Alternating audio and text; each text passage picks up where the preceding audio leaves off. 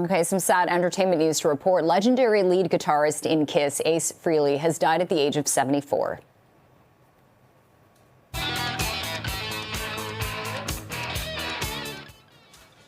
Now, the Wild Spaceman and co-founder of the rock group was injured in a fall last month in his studio, and then this month he pulled out of the remaining dates on his calendar due to medical issues. Frehley died in New Jersey yesterday. To talk more about his life and legacy is music publicist Eric Alper. Eric, thanks for joining us this morning to talk about this. I mean, Ace Frehley, Kiss, the Kiss Army, Gene Simmons, their impact on rock and roll, on music, on culture is pretty remarkable. But let's talk about Ace in particular, Eric.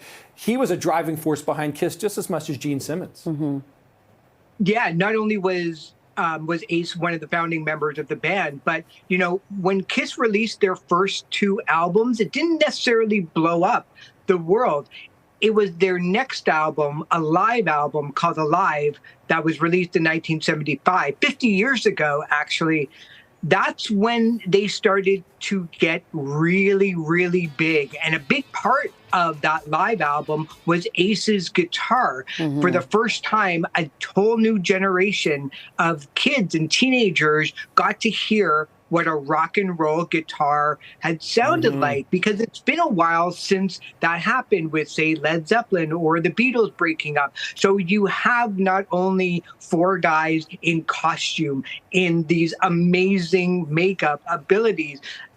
Ace was the fire. Ace was the one who brought the flash and the glam to the band. It was really his kind of everyman's persona, at least off stage, that brought the band the big success. And don't forget, when they actually did something remarkable of every solo artist releasing their own album, on the same day, Ace was the one that sold the most from the get-go. So he was definitely one of the original guitar heroes, certainly of the band, and certainly one of the reasons why Kiss became one of the world's biggest bands. Yeah, yeah, and going back to his childhood, I mean, he was self-taught on the guitar, started playing at like the age of 13, and he wasn't just, you know, the guitarist for the band. Like, he joined after answering, you know, a paper in the Village Post, born in New York.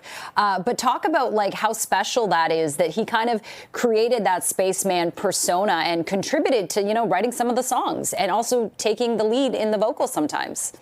Yeah, absolutely. You know, he had a really big part in writing some of their biggest hits like Cold Gin and Shock Me and Parasite. But it was his background, as you mentioned, that made him so relatable. He had a really, really tough upbringing in New York, and that gave him a little bit of street smart attitude. And the fact that he never even took a guitar lesson and ended up playing the way that he did gave a lot of people hope that, well, they could just pick up a guitar and play as well. You know, they didn't have to go to school. They didn't have to be educated in order to live out their dreams of being in a rock and roll band, and a successful one at that. The fact that he left the band in 1982 due to drug and alcohol problems, he was the one that was really uncomfortable with the success and the massiveness that everything was happening. That made him super relatable too. Because while Gene Simmons and Paul Stanley were just loving every minute of being a rock and roll star,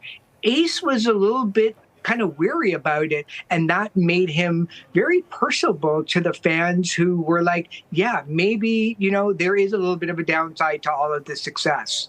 Yeah, pretty remarkable, and yeah, what a career. And Ace Frehley, appreciate you joining us. Pardon me, Eric Alper, appreciate you joining us to talk about Ace Frehley today. Great to have your insights here. Thanks so much. Thank you, Eric. Thank you so much for having me. We'll talk soon. Yeah, definitely.